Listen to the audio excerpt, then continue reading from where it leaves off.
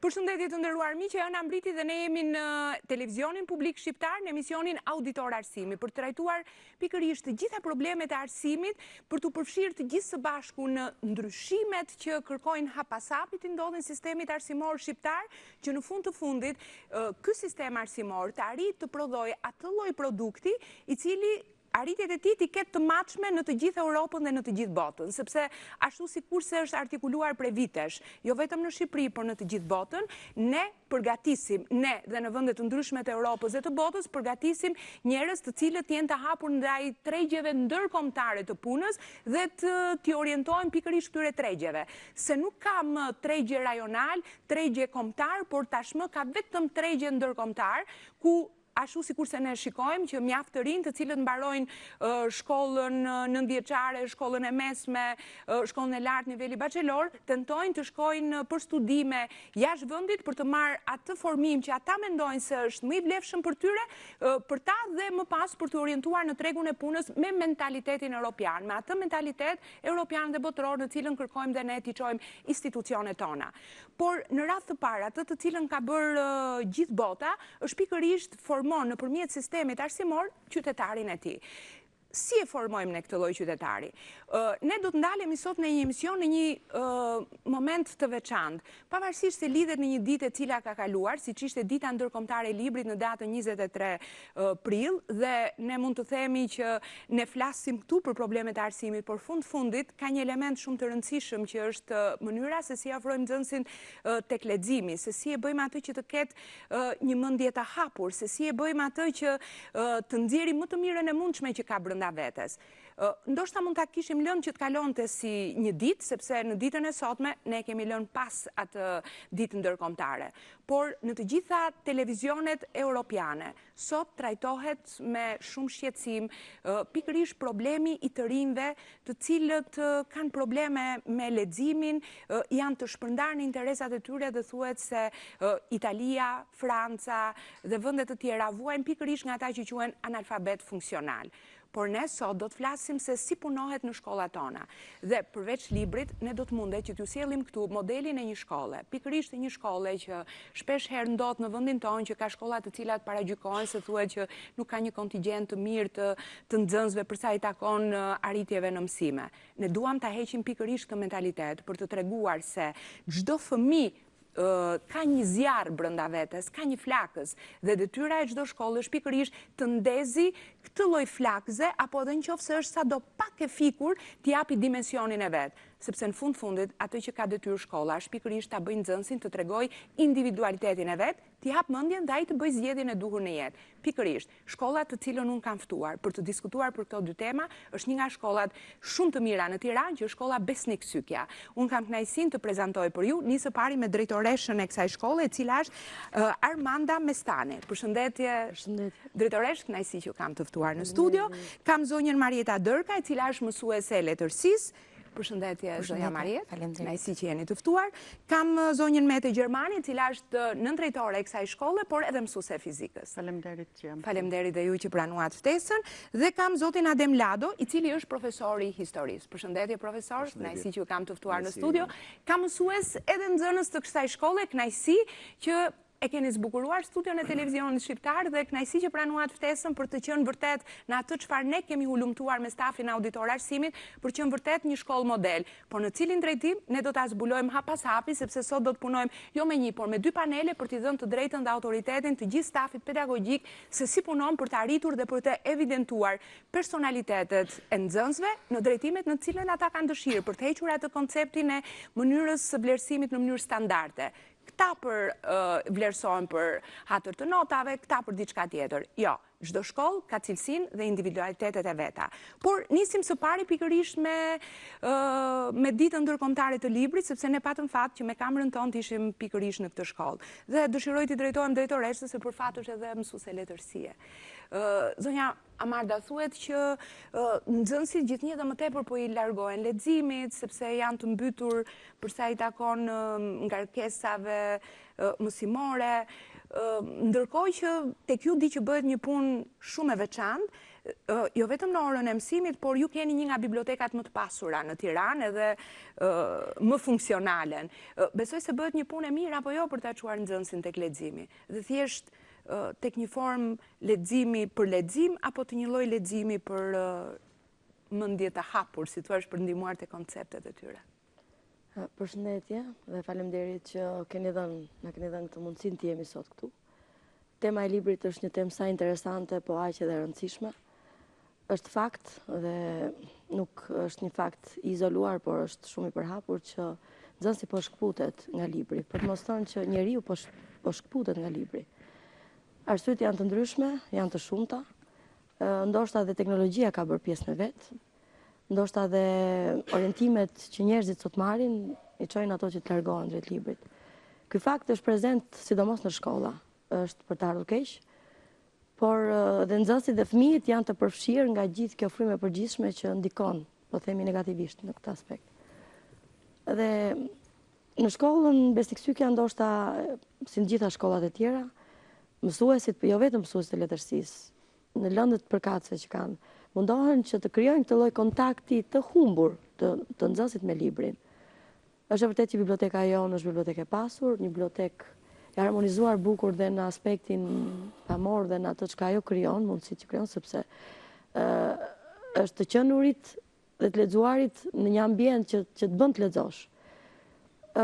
Aktivitetet janë pjesë e bibliotekës dhe e shkollës, por një punë më të veçantë ndoshta bëjmë mësuesit e letërsisë, që është e lënda që i favorizon, por dhe lënda që i detyron ata që të merren më tepër. Për t'i çuar nxënësit tek mendja e hapur, është leximi, është dhe ai informim që ata e marrin në fusha dhe në mënyra nga më të ndryshme, që sot janë të shumta. Qëllimi i mësuesve si realizohet për shumë në orën e letërsisë që nxënësi jo thjesht të lexojë një tekst sepse i duhet të përgjigje dhe të marrë disa njori, por që teksti pikërisht të ndërtojë personalitetin e individit. Ne do gjejmë shembuj pas hapi për ta ilustruar këtë gjë. Besoj se ndoshta Zysha mund të flasim më mirë. Do thosha vetëm këtë, që të lexuar të kuptuar duhet të jetë një fazë e kaluar tek nxënësit e gjimnazit.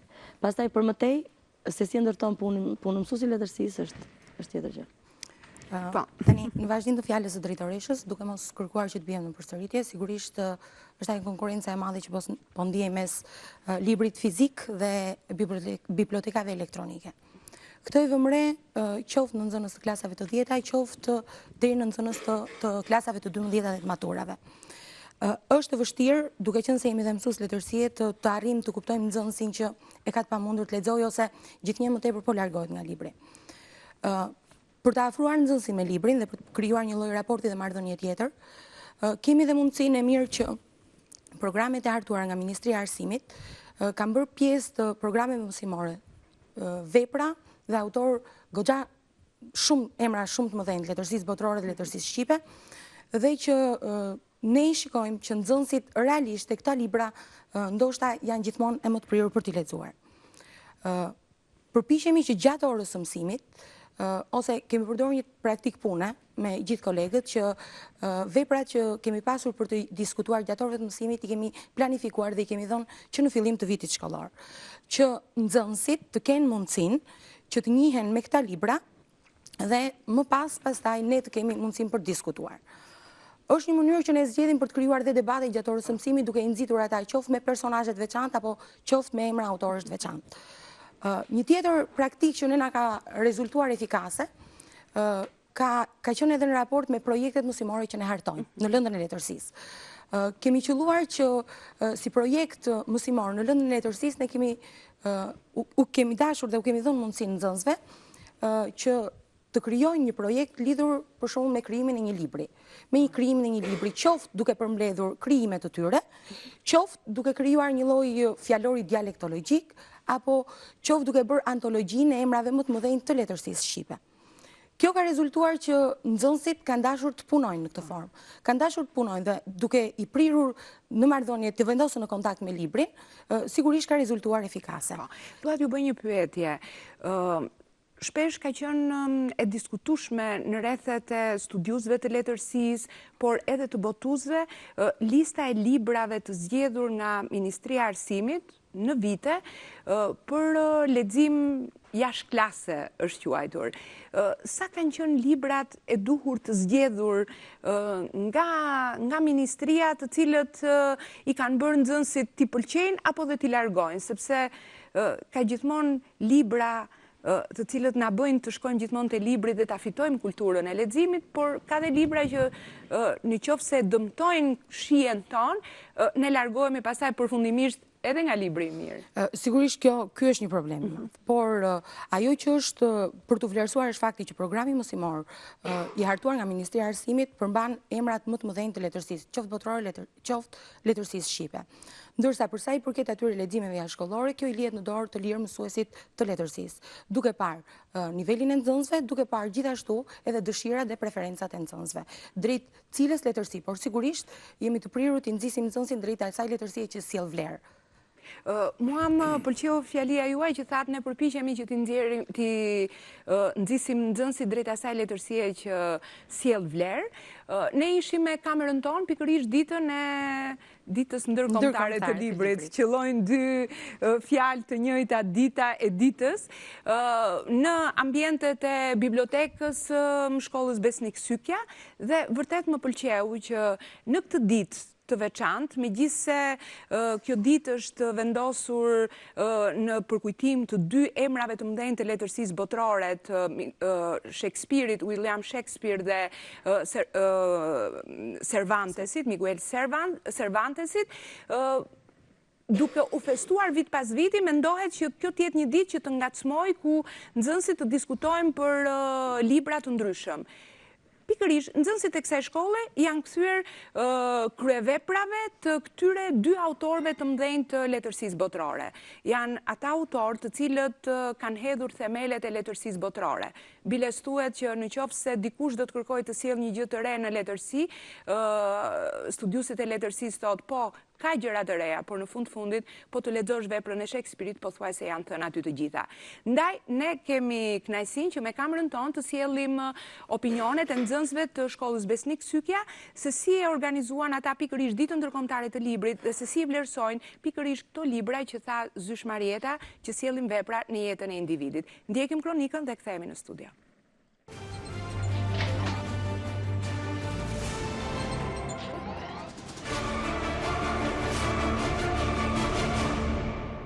Ne e organizuam këtë ditë në rast të ditës ndërkombëtare të librit. Dim që Miguel Cervantes dhe Shakespeare vdiqën të dy së bashku në datën 23 prill dhe kjo është vlerësuar si dita ndërkombëtare e librit dhe ne kemi organizuar një bashkëbisedim në lidhje me këta dy autorë që bujnë letërsinë botërore dhe janë dy autorë që përfaqësojnë rilindjen e letërsisë botërore. Unë të shoqja ime jemi maturante dhe veprat e William Shakespeare-it janë të përfshira në maturën e këtij vitit, pra ne duhet kemi shumë njohuri për to. Momentalisht ne po merremi me Hamletin dhe se si është konsideruar kjo vepër, çfarë pasojash la, çfarë ndikimesh kishte në të gjithë njerëzit që lexuan, mesazhi human i saj dhe për figurën komplekse të personazhit të Hamletit. Po nga Cervantesi? Nga Cervantesi kuptohet kryevepra e vet Don Kishoti. Asnjë pjesë tjetër nuk kemi në matur, por ama përderisa kjo është kryevepra, zëres janë të gjitha brenda. Ndonë se janë të dy të rilindjes, kanë stile komplet të ndryshme. Madje po mos ta dije këtë si fakt, nuk do të të shkonte mendja që janë të njëjtës periudhë. Të dy kanë veçoritë e veta, do me thënë, karakteristikë përbashkët të dyve janë fakti që kanë ato çifte dyshe në veprat e tyre, dhe që janë të njëjtës periudhë. Po autorë shqiptar, kë keni të preferuar? Autorët shqiptar janë të shumt, ndoshta më të preferuarat e mi janë Viktor Canosinaj dhe ndoshta Dritroa Goi, sepse përshkruajnë Viktor Canosinaj nga një ran përshkruan jetën normale të njerëzve, një jetë reale, ndërsa Dritroa Goi më pëlqen mënyra se si ai shpreh ndjenjat e tij. Ju keni një nga bibliotekat më të pasura në shkollat e tjera të Tiranës. E frekuentoni bibliotekën? Po, ne mund vim, do me thënë qëfëse kemi librat shumë të trash. Zakonisht vim për çdo radhë, por nëse kemi të trashë marrim 2 javë, nëse kemi të holli marrim nga 1 javë. Po gjithmonë vim, mbasi mbarojmë një libër, vim gjithmonë të marrim libër tjetër. Ju vini këtu të merrni libra që ju interesojnë apo ato që janë në program që ju mund të konsultoheni me to? Po, ne marrim edhe ato të programit, po nëse kemi të kohë të lirë, marrim edhe libra të tjerë. Jam lexues i rregullt i letërsisë dhe frekuentoj shpesh bibliotekën e shkollës, sepse siç e shikoni këtu ka edhe shumë libra dhe un kam arritur të lexoj një pjesë të madhe të këtyre librave. Ti zgjedh vet apo të orienton mësuesja që është përgjegjëse për bibliotekë? Shpesh pyes, por ka raste edhe kur kaloj nëpër rafte dhe lexoj libra që mund të më tërheqin nga kopertina apo nga titulli apo nga emri i shkrimtarit dhe i zgjedh për t'i lexuar. Të çfarë lloji të pëlqejnë? Për shembull psikologjik, letërsi, aventuresk apo policor? Jo, më shumë më pëlqejnë romanet e thjeshta, romanet me dashuri ose poezit, më pëlqejnë shumë. Kur ka panaire, shkonin panair, bleni libra? Shkoj, bile rastin e fundit nuk kam pasur mundësi të shkoj, por në rastet e tjera kam shkuar gjithmonë. Shikoj që ke një libër në dorë? Po, është një libër e Shakespeare-it, Otelloja. Sapo e kam nisur faktikisht, pasi kam ndjekur më shumë libra të tjerë të tij, pasi sidomos Macbethin, i cili është shumë mister dhe psikologjik, që janë dhe e preferuara ime, për cilin ka ndihmuar dhe shumë mësuesja e vetë bibliotekës, pasi duke ditur dhe shijet e mia, ajo më sugjeron disa libra dhe në përgjithësi më pëlqen shumë. Në shtëpi për shembull lexon gjatë kohës së shkollës, gjatë kohës së verës, si e renditi veten, lexues të rregullt apo si të krijohet nganjëherë mundësia sepse ke edhe ngarkesën? Atëherë, të them të drejtën, si të më krijohet ndonjëherë mundësia, zakonisht gjatë fundjavë, pasi duke qenë se merrem dhe me sportin e basketbollit, nuk është se kam shumë kohë të lirë, por gjithmonë sa herë kam, preferoj shumë që të lexoj libra sesa të dal në një kafe ose diçka e tillë.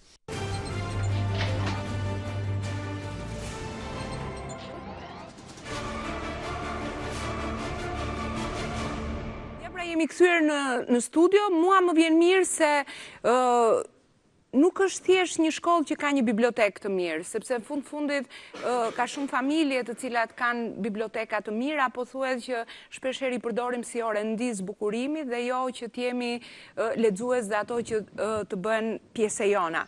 Unë dëshiroj të shkoj pak tek nxënësit i pyes që çfarë u pëlqen tek një libër, do dëshiroja, unë shoh që një pjesë të atyre kur vajta dhe intervistova dhe ishin këtu janë edhe në studio, po desha të pyesja dikë tjetër.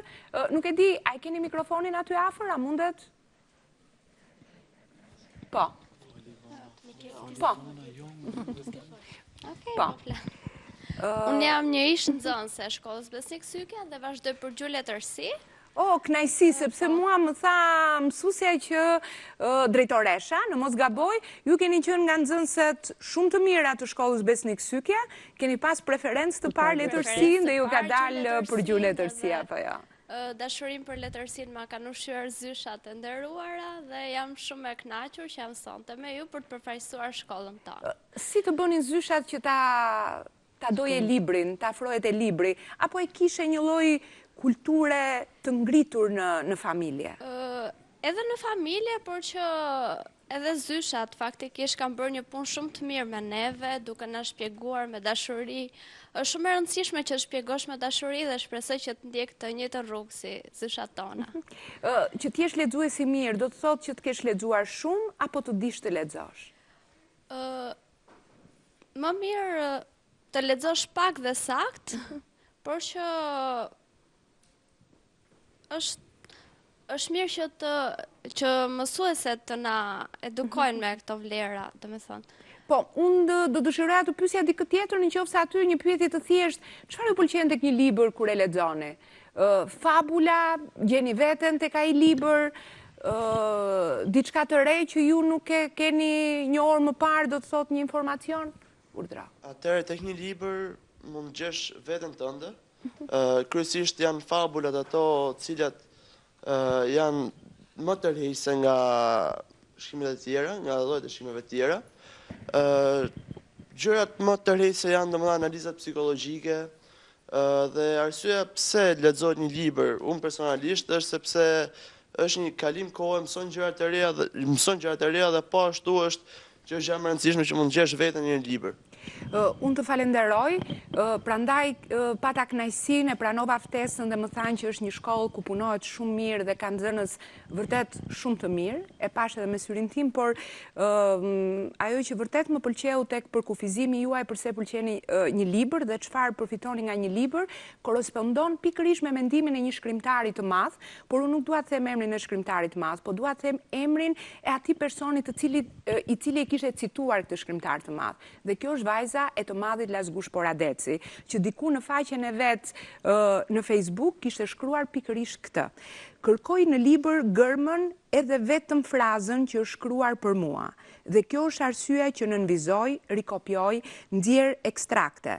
Nuk ka rëndësi nëse libri ka marrë shumë çmime. Në qoftë se unë nuk jam një copës nga idioti Dostojevskit, leximi im është i kotë, sepse libri është edhe ai i shenjti, i takon lexuesit dhe jo atij që e ka bler, sepse çdo lexues pretendon se në atë libër ka diçka të shkruar për të.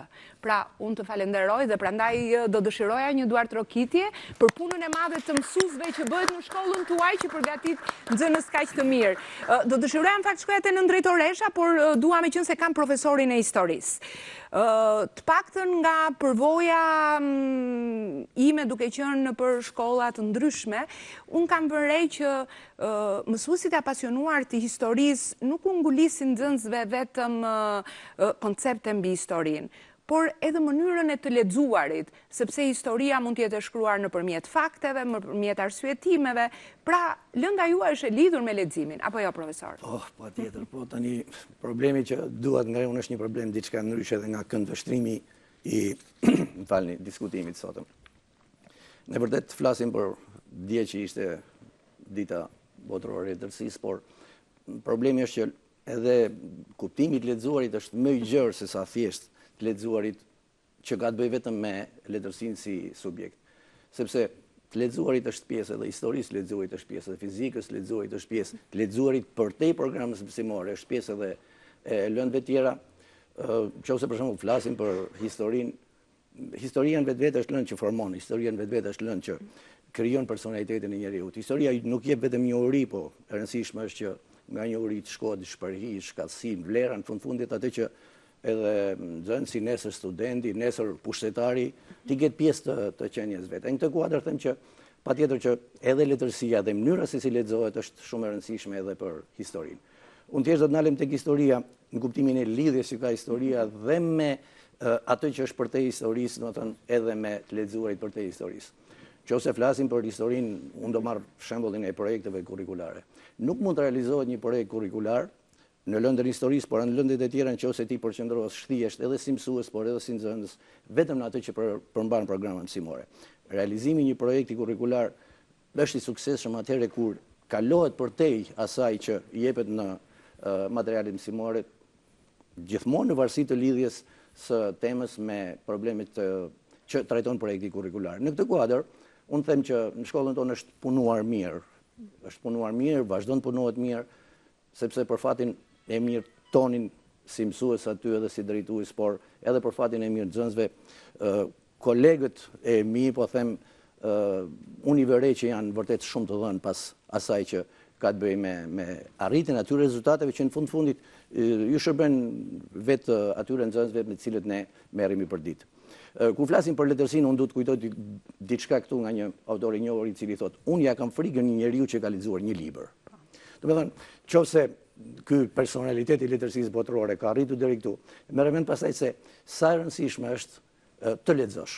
Të lexosh do të thotë të njohësh diçka të re. Të lexosh do të thotë atë të re ta vësh përballë edhe personalitetit tënd. Të lexosh do të thotë të marrësh shumë nga ajo që ti lexove. Dhe nëse leximi shikohet në këtë kontekst, jo thjesht po lexoj. Për shembull, mbari përshtypje diçka që tha e vajza, nëse janë të holl, i marri për një, nëse janë më të trash, i marri për më shumë se sa.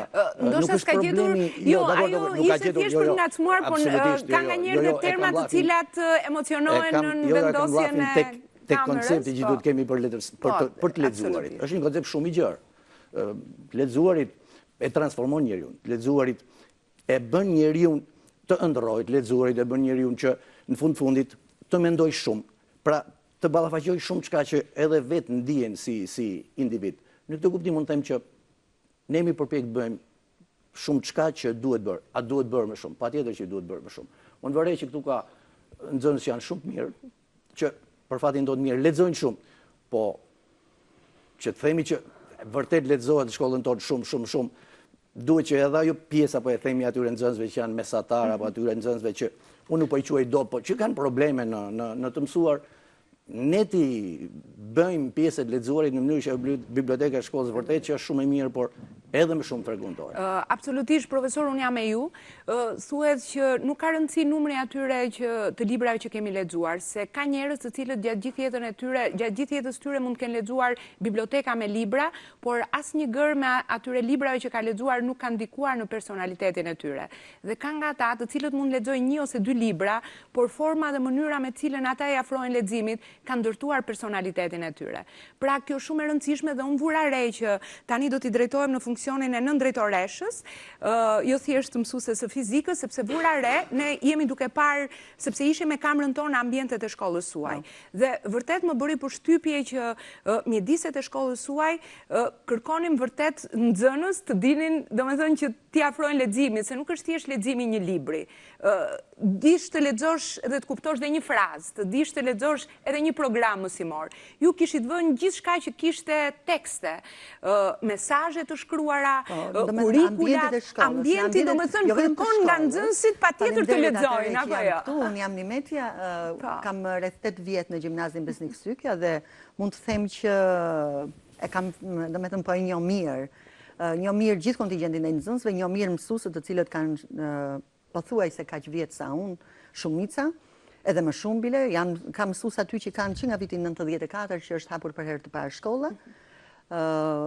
Por ajo që di të them është që gjatë viteve që kanë ndryshuar kurrikula e gjimnazit, që nga 4 vjet është bërë 3 vjet, në ambientin kryesor të shkollës është afishuar kurrikula e gjimnazit me ato cilësitë karakteristike që duhen patjetër për gjimnazistin, por jo vetëm kjo, po edhe në vetë klasa, në çdo klasë, dhe si pas zgjedhjeve të klasave, ka një stend të cilën janë përcaktuar jemi duke i parë, fakt tani jemi tek... Kjo është kurrikula e gjimnazit, këto janë kurrikulat e gjimnazit, do të kërkoja kamerës që të fokusoj, domethënë me të gjitha këto ambientet e shkollës, është në ambientin hyrës të shkollës, që jo vetëm që i shërben nxënësve dhe mësuesve, kuptohet, por ai u shërben dhe prindërve.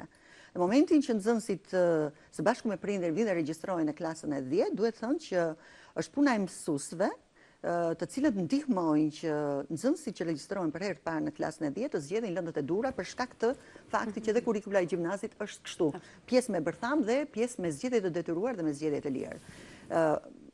Sigurisht drejtoria e shkollës cakton grupe mësuesësh që punojnë dhe regjistrojnë nxënësit, por duhet thënë që stafi mësuesve të shkollës dhe të gjimnazit Besnik Sykja bën ç'është e mundur që duke njohur këta nxënës, duke parë rezultatet e tyre, duke njohur psikologjinë e tyre, duke bërë një bisedë të shkurtër, të përcaktoj sakt edhe preferencat e tyre dhe të vendos pikërisht në zgjedhjet e duhura. Pak më përpara ju thatë që nuk është se ka, jo se nuk ka rëndësi nota. Nota ka rëndësi, po. Dhe sigurisht në shkollën tonë nuk është se vinë nxënës të shkëlqyer në mësime. Por, sido që tjetë, kanë nxënës shumë të mirë dhe bile më duhet të them që gjatë gjithë këtyre viteve, në drejtoria e shkollës në bashkëpunim me psikologën dhe mësuesët kujdestar, janë bërë pyetësor her pas here dhe unë di të them që nga analiza e tyre është parë që mbi 90% e gjimnazistëve të gjimnazit Besnik Sykja pohojnë që stafi mësuesve, drejtoria e shkollës bën të mundur që vetë nxënësit të shpalosin talentet e tyre. Talentet e tyre në fusha të ndryshme. Tjetër që më duhet të përmend këtu, domethënë më vjen mirë që vjet për herë të parë u bë dhe u paraqit karta e performancës. Dhe në kartën e performancës përveç rezultateve, domethënë përqindje dhe notë mesatare, kishte një 2 element që kishin të bënin jo me notën mesatare, sesa me diferencën midis notës që nxënësit nxjerrin gjatë vitit dhe notën që ata marrin në provimet e maturës. Sigurisht që ne nuk hymë në shkollat që kemi mesatare shumë të lartë, por ama hymë në shkollat të cilat zënë vendin e parë në renditje për sa i përket realizimit të objektivave, që do të thotë stafi mësuesve dhe drejtoria e shkollës ditë përcaktoj sakt objektivat për një vit mësimor dhe ditë i realizoj ato me sukses përderisa ne kemi zënë vend të parë. Pastaj në elemente të tjera ose në tregus të tjerë të kartës së performancës, ne mund të mos jemi më të mirët, po kemi pasur. Por megjithatë duhet thënë për shembull që në një nga pikat e kartës performancës, që është nota mesatare e shkollës në provimet e maturës shtetërore, ju jeni në renditje rajonale të 4, por mos harrojmë që në Tiranë janë mbi 284 shkolla. Pra, në qoftë se kemi parasysh numrin total të shkollave dhe renditjen tuaj, pra ne duhet të themi që kemi të bëjmë me një shkollë shumë të mirë, Besnik Sydia. Duhet të ikim në ato paragjykime që themi që nxënës me rezultate jo të mira, gjithmonë janë përpjekur që t'i grumbullojnë në shkollën tuaj, apo jo? Rezultatet, do me thënë, rezultatet e maturës shtetërore, krahasuar me rezultatet që ne nxjerrim gjatë viteve, bile dhe gjatë 3 viteve, më duhet të them që nuk ka ndonjë ndryshim të madh. Dhe kjo na bën ne për të treguar që stafi mësuesve të shkollës punojnë me përkushtim shumë të madh për sa i përket, jo vetëm gjatë gjithë vitit, por edhe për maturën shtetërore.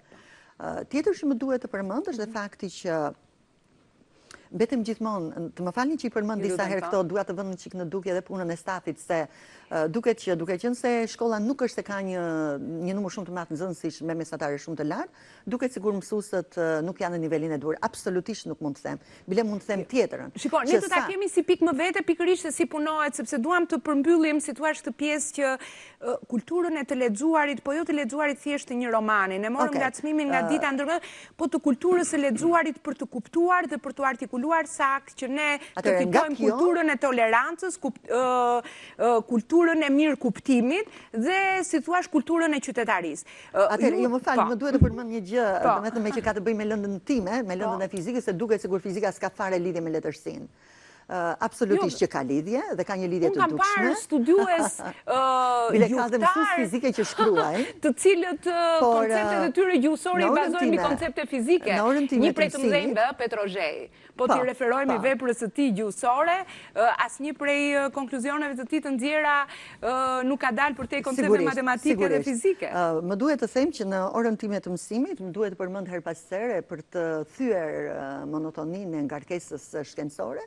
Mund të përmend pjesë të vogla që nxënësit mund të bëjnë, mund të shkruajnë një vjersh të shkurtër që është e lidhur për shembull me dukurinë shkak pasojë, me zgjidhjen e problemit, që përdorin, është një skeletur e një kornize, e një vjershe, ose një paragrafi që nxënësit e shkruajnë atë me terma fizike. Dhe në momentin që ata i thon këto në orën e mësimit, sigurisht që është një situatë krejt ndryshe nga shpjegimi i teorisë relativitetit, me qenë se unë si vjet jap në maturë edhe në fizikën e avancuar, që është një teori që është teoria moderne që mund të themi, dhe më vjen mirë. Jo, mua më vjen mirë. Unë me grupi i emisionit Auditor Arsimi mund të kishim ardhur në shkollën tuaj për tema nga më të ndryshme. Erdhëm në ditën ndërkombëtare të librit, pikërisht për këtë lloj kulture qytetarie që jep kjo lloj forme mënyre të punuarit për shkuarit e leximit. Dëshiroj në radhë parë t'ua bëj publike që ju keni një frym të shkëlqyer të stafit pedagogjik. Dëshiroj një duartrokitje për drejtoreshën, sepse thuhet që ndërmarrjet shumë të suksesshme në vende të ndryshme të Europës, pikërisht thelbin nuk e kanë tek performanca shumë e lartë e punojësve, por pikërisht nga fryma pozitive e drejtuesve që i bën punojësit që t'japin më të mirën e mundshme, dhe së dyti më lejoni që të falenderoj zyshen që kam aty. Më ka dhënë një nga fjalët më të bukura dje, që më bëri që ta shikoja shkollën tuaj me një sy tjetër. Tha, ne kemi nxënës të shkëlqyer. Ne përpiqemi të përgatisim qytetar të shkëlqyer, që nesër kjo lloj qytetarie që prodhohet nga shkolla të krijojë një kulturë të re politike në vend. Apo jo, mund t'ja jepni pak mikrofonin zyshës, të cilën unë mbiles të falenderoj që pranua të vini në studio. Përshëndetje, unë jam Zysha e letërsisë, jam në klasat e 11, po ndërkohë mbuloj edhe aktivitetet dhe senatin. Që është vërteta, fjalë të mira në thatë, jo për mua, po për këtë staf kaq të mrekullueshëm, edhe për ta nxënës kaq të mirë. Normal, ne kemi punuar, u bën gati 35 vite në punë, kemi punuar në shkolla të ndryshme, dhe pak a shumë, si të thuash, po plakemi duke qenë me zemër të re. Sepse të punosh me këta është një kënaqësi e veçantë, mbetesh gjithmonë e re kur punon me gjimnazistët. Sepse nga viti në vit njeh talente të ri, njeh i shef edhe se si zhvillohen, si ecin, çfarë interesash kanë, si janë, a përputhen interesat me vetë realitetin e të tjera. Dhe duke patur parasysh në radhë të parë psikologjinë e tyre, ne përpiqemi që të nxjerrim edhe ato konkluzionet si duhet punojmë me brezat që vinë. Themi shpesh që ata para 3 vjetësh ishin shumë të mirë. Në fakt, kur vazhdojmë e punojmë, përpiqemi, po dalës edhe këta i pas kemi të mirë. Kështu që gjithë puna jonë përqendrohet në dashurinë që duam t'u japim për librin. Pikërisht, prandaj unë ndjeva shumë mirë në shkollën tuaj. Ka autoritete të arsimit të cilët vlerësojnë ato që quhet performanca e shkollës dhe shkolla të gjithë Republikës. Ne kemi për detyrë bëjmë publike, por fundit ne duam të nxjerrim ato që është karakteristike një shkolle dhe pikërisht unë për këtë kam dëshirë që ne do diskutojmë pastaj edhe në pjesën tjetër se si ju keni arritur këtë cilësi nëpërmjet kësaj fryme dhe këtij mentaliteti të mësuesve të kësaj pune të madhe që bëhet në shkollë, apo jo? Po jo vetëm ka drejtoresha sapo e preku, dhe kjo është një traditë që po vazhdon në shkollën Besnik Sykja. Nuk është diçka e krijuar nga hiçi. Është diçka që çdo vit i shtohet një element pozitiv, e duke u shtuar nga një element, atëherë ne përpiqemi që të arrijmë më të mirën me ta. Dhe ne e ndjejmë këtë gjë. E ndjejmë, po të mos harrojmë që nxënësit në fundit nuk janë vetëm rob të librit. Po nxënësit kanë edhe interesat të tjera, kanë edhe dëshirat të tjera. Dhe ne përpiqemi t'i koordinojmë këto me njëra tjetrën. Profesor Ademi sapo ju tha që në shkollën tonë nxënësit duke u nxitur nga mësuesit realizojnë projekte. Sinqerisht ju them. Ne do ndalim pak te pika e projekteve sepse kemi marrë një do ta shikojmë, por meqense jam këtu te letërsia dhe te formimi. Dakor. Atëherë, në përgjithësi ne edhe në të gjitha shkollat e Tiranës, klasat nuk janë të ndara sipas një modeli të dikurshëm, po janë të ndara me zgjedhje, me detyrim, padyshim sapo e tha në drejtoresha. Dhe ka një karakteristikë të themi të drejtën, sepse ne kemi klasa shumë të mira, kemi klasa të mira, ta themi në thonjza këtë gjë. Të mira, si tha, për nivelin e rezultateve. Se edhe kur kam pyetur Freudin, i thanë që na thoni se cilët janë 10 librat, po e marrim shembullin nga dita e librit, 10 librat më të mirë, dhe ai tha, nuk mund të them në përgjithësi 10 librat më të mirë. Më thoni në çfarë drejtimi jeni më të mirët që t'ju them për çfarë jeni. Atëherë për sa i takon rezultateve, sepse mund të ketë klasa që ndoshta rezultatet janë më të mirët, po janë të shkëlqyer në drejtime të tjera. Dhe unë vetë i prek të gjitha këto kategoritë, cilësi, si të thuar, si që vinë si pas notave, sepse jap nga 1 deri tek 7. Por, kam nxënës tek 5, te 7, tek klasat, do me thënë që nuk janë të këtij nivelit të 1, të cilët realizojnë projekte shumë të mira. Pra, pas kanë aftësi, pas kanë dashuri, lexojnë, përpiqen ta bëjnë atë gazetën. Për shembull kishin projekte, nëse vitin e kaluar kishin tradita e zakone të popullit shqiptar nëpërmjet veprës artistike, atëherë ishte shumë interesante ta ndiqje se si ata i kishin dhënë të gjitha llojet e riteve në këngët popullore, në mënyrën e të jetuarit, në mënyrën dhe nxorën libra. Nxorën libra. Atëherë kjo nuk është e lehtë të arrihet, për shembull, siç themi ne, jo po kjo klasë dhe i nxorën të gjitha klasat, pavarësisht, përpjekja e tyre ishte jashtëzakonshme. Lexuan, hapën librat, lexuan të gjitha rritjet. Po kështu edhe këtë vit, bën gazetën e shkollës. Gazeta e shkollës ishte konkurruese me Tregun. Unë do thosha ishte më e mirë se Tregu, sepse patën edhe problematikën e moshës së tyre. Atëherë sa më shumë ti nxisim nxënësit edhe drejt kësaj gjëje, atëherë ne themi që kemi bërë punë të mirë, se i kemi bërë edhe nxënës, edhe për të lexuar, po edhe qytetarë. Këtu pikërisht e qytetaria, do t'i kërkoj pak leje profesor Ademit, se kërkoj të ndryne, mund ma kaloni pak të mësuesja e letërsisë, më bëri të reagoj, faleminderit dhe juve. Më pëlqeu shumë gjatë diskutimit, përshëndetje, mënyra se si ju sa herë që futeni në klasë i drejtojeni nxënësve. Unë futem pa taka. jo thjesht se më duhet të ri gjatë në një orë mësimi, por koncepti im për të cilin ju duhet më shikoni, apo jo. Pra më pëlqeu mënyra se si ju drejtoni, sepse është një formë mënyre të ndërtuarit marrëdhënie, jo thjesht të qenit lektor në një orë mësimi. Atëherë, procesi i mësimdhënies është një proces i vështirë, aq më tepër në hapat e para, sepse kuptohet që jam e re në mësimdhënie si arsimtare. Megjithatë, ne duhet të dimë dhe duhet të themi bindshëm që libri formëzon njeriu. Duke u nisur nga kjo, shpeshherë vëmrej që nxënësit tanë kur drejtohen drejt librit duhet të kuptojnë që aty gjeni pjesë të tyre. Pavarësisht se letërsia është interpretimi ndryshëm. Ne mund të lexojmë një libër në stade të ndryshme të jetës dhe kuptojmë që nuk mund ta interpretojmë po një lloj, sepse eksperienca bën të vetën, jeta bën të vetën gjithçka. Por duke qëndruar te kjo, shpeshherë hasim atë vështirësinë në nxënësve, sepse nuk arrin dot të formësojnë ose të shprehen ashtu si ata e ndjejnë dhe mendojnë. Është një diferencë midis asaj çfarë ata logjikojnë dhe çfarë ata kuptojnë me atë çfarë duhet të shprehin. Dhe kjo është pikërisht mungesa e asaj pjese që duhet të drejtohen drejt librit. Shpeshherë mundohemi me atë afrimitetin tonë, sepse përveç se duhet të jesh shumë i mirë nga ana shkencore, mësuesi duhet të ketë një anë tjetër që është pasioni. Dhe nëpërmjet pasionit mund të formëzosh, por dhe mund të deformosh, aq më tepër në një moshë siç janë nxënësit tanë që është adoleshenca. Dhe shpeshherë ne mundohemi t'i formëzojmë në atë se çfarë ata kanë pasion ose në atë çfarë ata kanë talent për të shprehur.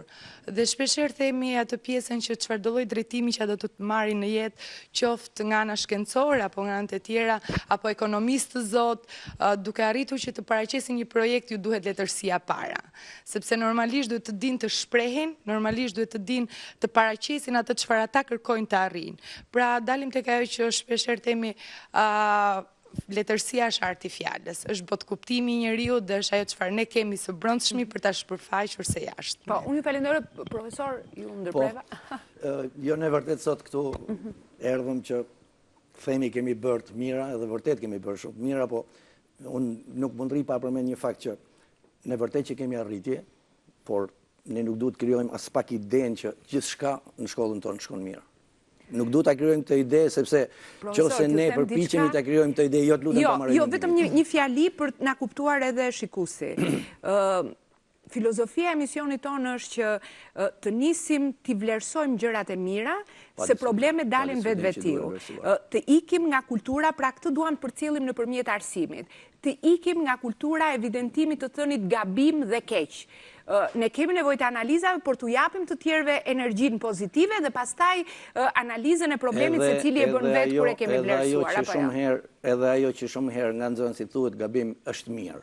Domethënë, ne mësuesit duhet që patjetër edhe ato që thuhet gabim, jo thjesht ta konstatojmë që është gabim, po të përpiqemi që bashkë me tjerët ta përmirësojmë ato që thuhet gabim. Llafin e kisha tek ajo që edhe ne kemi probleme. Edhe ne kemi probleme. Probleme të cilat janë nga më të ndryshmet siç janë në shkollat e tjera për shumë arsye, një mori arsye. Shkolla nuk është një oazë i shkputur nga realiteti përreth ne. Shkolla është pjesë e këtij realiteti. Kështu që në këtë kuptim ne kemi arritje patjetër, këto arritje patjetër që duhen quar akoma më tej dhe diçka tjetër që duhet them. Unë kam disa vite tek shkolla Besnik Syke. Shkolla Besnik Syke ka qenë problematike. Bile në qytetin e Tiranës ka qenë shumë problematike, ka patur shumë probleme. Sot shkolla Besnik Syke është krejt tjetër, është krejt tjetër. Domethënë, është një shkollë që për ditë më tepër po përmirësohet dhe pa diskutim që edhe nxënësit tanë në këtë shkollë pjesa më e madhe ndihen veten mirë. Jeni një shkollë gati me një histori 21 vjeçar apo jo, që në 94 që është në 94 që është bërë më vetë, ka qenë pjesë ka një histori më tjetër.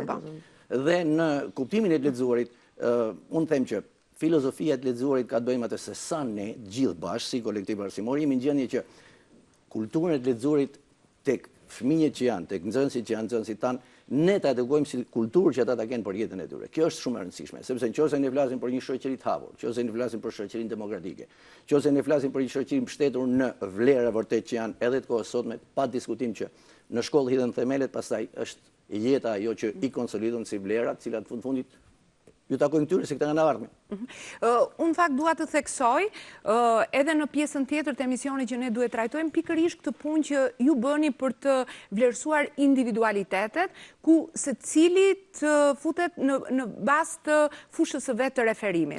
Sepse thuhet në ato që quhet psikologjia pedagogjike, duke i standardizuar nxënësit nëpërmjet edhe etiketimit të shkollave, kjo e mirë sipas rezultatit apo jo, thot, ne thot nuk i mësojmë nxënësit që të shikojnë vlerën tek tyre, por se si ta abuzojnë ato me vetveten.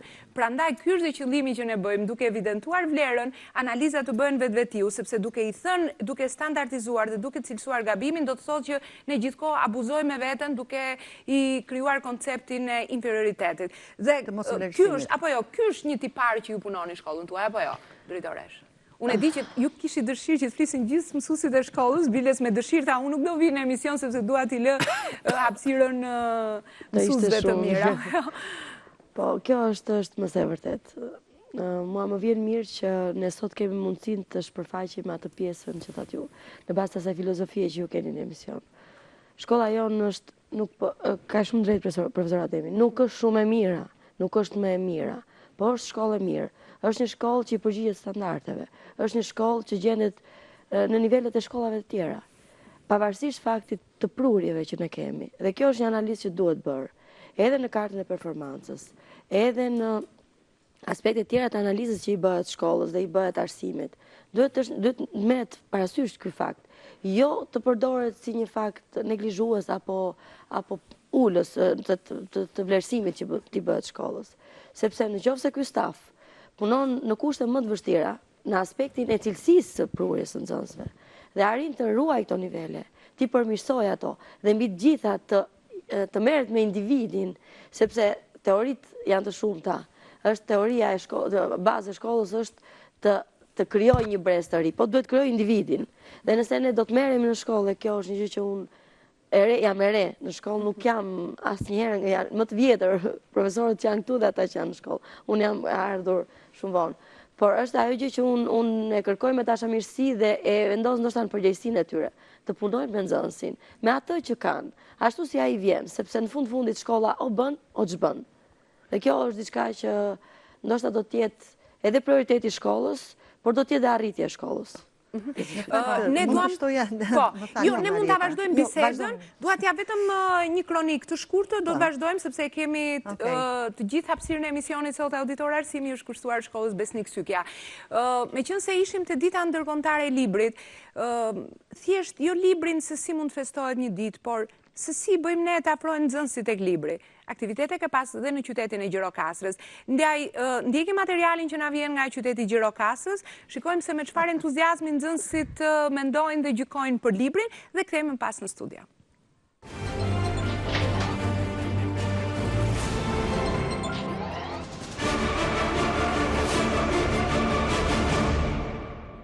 Njëzet 23 prilli, kjo ditë që shënohet që prej vitit 1995, si dita botërore e librit, ka për qëllim inkurajimin e të rinjve për të zbuluar kënaqësinë e të lexuarit.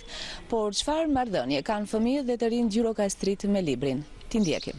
Libri për fëmijët është shumë i rëndësishëm. Të kesh një bibliotekë të madhe me libra është një gëzim shumë i madh për fëmijët. Siç kemi dhe për në shtëpirat tona një libër, libri duhet trajtuar nga neve shumë më mirë. Asnjë faqe e tij nuk duhet të zgaravites ose të prishet dhe duhet ta mbajmë sa më mirë. Prandaj edhe neve sot kishim përgatitur disa vjesha për librin. Ti vetë lexon? Po, lexoj, jam regjistruar tek qendra kulturore e fëmijëve Fato Berberi edhe në bibliotekën e shtetit. Jam një lexuese e rregullt e librave. Çfarë dhënie keni ju me librin? Shumë të mira, të lexosh është e rëndësishme, është argëtuese, është zbavitse, të mëson, është e këndshme, të ndihmon jetën e përditshme, flet më mirë, flet më rrjedhshëm, ke më shumë kulturë, krijon bagazh, të dish të kuptosh më shumë nga jeta, situata të ndryshme, është një farë shoku në thonjza, pasi gjen një farë mbështetje ose gjen veten nëpër libra. Kalon kohën në mënyrë të përshtatshme. Sa interes kanë të rinjt sot për të lexuar? Si e shihni ju? Nuk është libri zvendësuar paksa me internetin, me teknologjin, por gjithsesi ka akoma nga ata që e adhurojnë librin. Libri është pjesë shumë e rëndësishme në jetën time, sepse tani që jemi dhe në shkollë, duhet dhe të lexojmë dhe të përgatitemi të marrim dhe informacione. Përmendoj për librat janë tërheqës në përgjithësi. Libri bën një pjesë shumë të rëndësishme në jetën time. Sa herë që kam nevojë qoftë për informacion ose thjesht sa për zbatimin tim, kam gjithmonë librin aty që më qëndron pranë si një mik.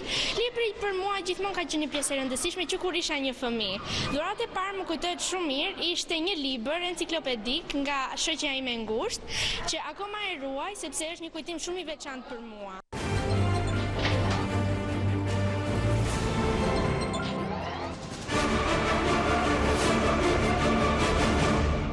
Jemi kthyer në studio, mësuesja e letërsisë. Unë të tani jam një shprehje në fakt, thuhet të japim Cezarit hakun. Dhe sigurisht ajo që ne kemi parasysh në punën tonë është pikërisht dhënia e hakut secilit prej nxënësve. Por është e vërtetë që pak motivim nuk i bën keq askujt. Sigurisht duke pasur parasysh psikologjinë e nxënësit, duke pasur parasysh kulturën e nxënësit, ne gjithmonë jemi të prirur të vim atij në ndihmë në atë që ai parapëlqen dhe bën më me shumë dëshirë. Sigurisht duke motivuar, ne nuk i bëjmë keq nxënësit, por gjithmonë e afrojmë me mësimin, gjithmonë e afrojmë me lëndën time, sikundër unë jam dhe mësuesja e letërsisë, dhe gjithmonë na ka rezultuar efikase që nxënësit janë më të afërt me ne dhe nxënësit na kërkojnë të gjendemi pranë në probleme të ndryshme. Sigurisht kur them motivimi u bën mirë gjithëve, edhe motivimi do të na bënte mirë dhe ne si shkollë. Sigurisht nuk në pretendojmë që jemi më të mirët, por motivimin e duam të gjithë dhe pse mos ta duam dhe ne këtë motivim. Unë dua të di që si punohet në shkollën tuaj pikërisht me këtë lloj motivimi, sepse thuhet që shkollimi ka të bëjë me të mësuarin se si nxënësit të përdorin inteligjencën e tyre për ta thelluar atë, për të fituar besimin dhe për të ndjekur atë rrugë që ata duan në jetë. Dhe rruga e tyre në jetë nuk do jetë shkencëtar, nuk do jetë të gjithë që do të mbarojnë shkollën e lartë fizik, letërsi apo jo, por do të bëhet edhe një zdruktar shumë i mirë përpara profesionalizmit të gjithë duhet të përulemi për t'i thënë që është artist. Marrë shkas nga kjo që juve thatë dhe pikërisht nxënësit tanë ne mundohemi t'i orientojmë, jo nuk është mbase tamam fjala e dur, po në punën me projekte, të cilën e dim shumë mirë që puna me projekte nuk është gjë tjetër veç se nxënësi duhet të sjelli, duhet të përgatisi diçka që nuk e gjen drejt për drejt në tekst dhe që të sjelli dhe ta bëjë interesant dhe origjinal projektin e tij dhe materiali të mos jetë në tekst duhet që patjetër të lexojë, qoftë duke lexuar tekste, qoftë duke lexuar domethënë adresa të ndryshme elektronike. Në këtë fakt mësuesët i njohin mirë nxënësit dhe i dinë mirë hapat e tyre dhe më vjen mirë ta them që mësuesët e Gjimnazit Besnik Sykja bëjnë përpjekje maksimale që t'i njohin nxënësit në themel. Kjo është dhe arsyeja që në matur, kur vjen puna për të zgjedhur lëndët dhe për të caktuar orientimin e tyre, nxënësit përveç bisedës që bëjnë me prindin, bëjnë bisedë dhe me mësuesët kujdesar apo dhe me mësuesët e tjerë. Sepse shkolla dihet që e tha dhe juve pak më përpara që duhet mbaj atë qiriun e ndezur. Pikërisht ne këtë luftojmë që qiriun e ndezur në mendjen e nxënësve të jetë gjithmonë i ndezur me pak ose më shumë flak. Flak për të marrë sa më shumë nga shkolla, për të marrë sa më shumë edhe nga përvoja e shkollës tonë. Dhe ne kemi talente në fusha të ndryshme. Kemi talente, kemi njerëz të mirë, kemi qytetarë shumë të mirë, që na bën ndonjëherë të ndihemi edhe keq për shkak të situatave të ndryshme. Na vjen mirë, siç mund të kemi edhe pjesë tjetër që ju thatë që nga koha kur doli më vete Gjimnazi Besnik Sykja në 94-ën, si thuash në opinionin publik që ne jemi mësuar vim nga një kulturë paragjykimesh, sigurisht që jemi gjithmonë. Thuaj domethënë që ishte gjimnaz problematik për sjelljet e nxënësve e natyrisht. Për sjelljet dhe për rezultatet. Nga nxënësit dhe për rezultatet. Nisur nga ky lloj paragjykimi, mua përpara shumë vitesh më është dashur që të vi me kamerën tonë në gjimnazin tuaj dhe me thënë të drejtën më bëri shumë përshtypje. Nuk ka qenë drejtore Zysha Marda, por ka qenë një drejtor tjetër. Alitaga. Po, dhe mënyra e kulturës së nxënësve të cilët hynin, dilnin në klasë, si komunikonin me njëri tjetrin, si qëndronin në obor, sepse fundit kjo është qytetari. Ne shpesh herë vëmre në shkollat të ndryshme, pavarësisht nuk duam të paragjykojmë askënd, sepse shpesh herë ka të bëjë me energjinë e moshës, me shumë gjëra, kjo nuk është. Por në fundit, kultura e të pranuarit të hapësirës së tjetrit për ta respektuar është çështje qytetarie. Dhe këtë unë e vura re tek ju, apo jo? Kjo është një arsye që ju vazhdoni të punoni në këtë drejtim. Vazhdojmë të punojmë në këtë drejtim, do me thënë në shkollë nuk ndërhyet në orën e mësimit, në kuptimin që në derën e klasës, në orën e mësimit nuk mund të trokasësh kotë më kotë dhe të shkaktosh shqetësime dhe ndërprerje të orës së mësimit. Dhe fakti tjetër që duhet të përmend është që në gjithë këtë kohë që unë jam te gjimnazi mesnik Syja, më duhet ta përmend faktin që vit pas viti rezultatet tona kanë një rritje. Sigurisht që nuk janë rritje galopante, por faktikisht qoftë në përqindje, qoftë në notë mesatare, në vit pas viti kemi një rritje. Të vogla, por hapat e vogla janë të sigurta, thuhet. Absolutisht.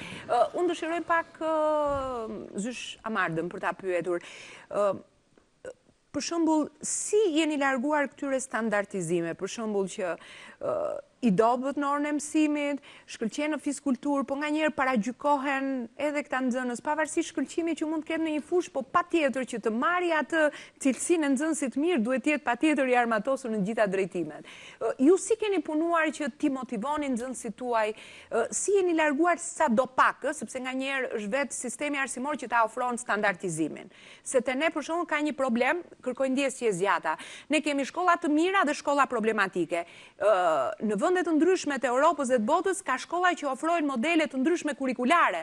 Pra, të një shkolle që formon nxënës me një formim informativ dhe të tjerët që kërkojnë ku të vendosin arsyen. Pra, domethënë, ka filozofi të ndryshme shkollash. Ne vazhdojmë akoma dhe kjo tregon që vetë sistemi arsimor formon një lloj standardi në vlerësim. Ju si jeni larguar sepse qytetari pikërisht formohet nga hikja nga standardi? Në fakt, kurikula e gjimnazit paka shumë të orienton drejt dhe standardizimit, por dhe veçimit ose përqendrimit në nivelet ndryshme dhe në fushat ndryshme të orientimit nxënësve.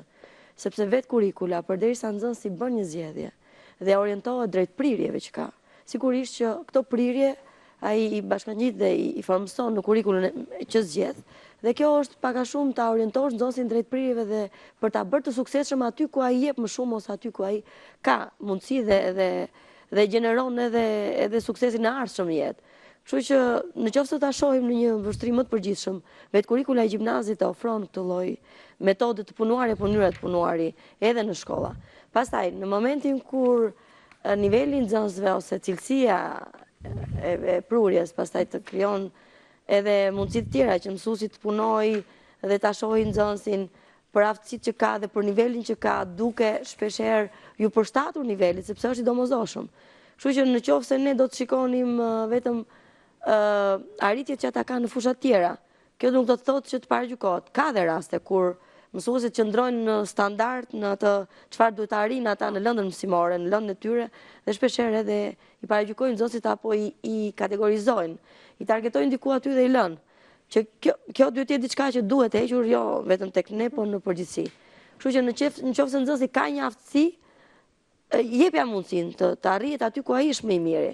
Pastaj të bërit qytetar i kërkon të gjitha aftësitë. Nuk kërkon vetëm shkencëtare, dhe kjo ndoshta është gjë pozitive. A të bëjmë një pyetje e cila na buron nga pamjet që ne shohim në shkollën tuaj? Ka një pamje moderne nga jashtë, por të një pune shumë të mirë brenda, të evidentimit të çdo gjëje kryesore në orën e mësimit, të informacionit, qoftë të këndit maturës, kurikulave dhe të gjithçkaje. Ky është për shembull laboratori i historisë, apo jo? Ishte një nga laboratorët shumë puna e profesor Ademit. E falenderojmë dhe për profesor Ademin. Si e keni arritur profesor, apo jo? Ja, pikërisht se prandaj po japim edhe gjithmonë me vazhdu me linjën që tha Dajdoresha. Ne përpara, ju do të diskutoni edhe me kolegët e mi, përpara pak ditësh fituam një kampionat në rang ballkanik si shkollë. E lam si surprizë me profesor Poskaj, punë juaj është. Tani do të them diçka.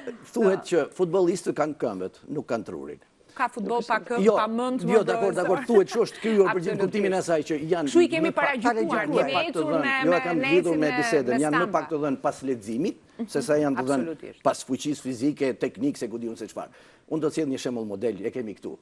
është Mikeli aty, është nxënës im, është nxënës prej 2 vitesh. Mikeli, ne pastaj do ta fokusojmë me kamerën. Është i shkëlqyer. Në histori është i shkëlqyer. Në fizik. Është, do të thënë, në të gjitha lëndët. Mikeli, ja ku je.